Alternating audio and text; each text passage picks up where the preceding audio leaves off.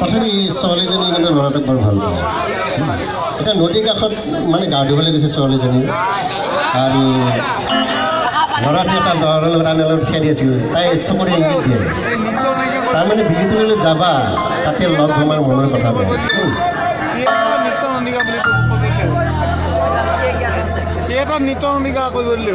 নৰে ঘাটলৈ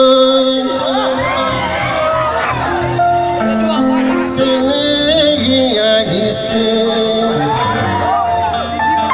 কাপোৰ ধুবলৈ মোকে দেখি চেনেহী ইশাৰা দিলে যাব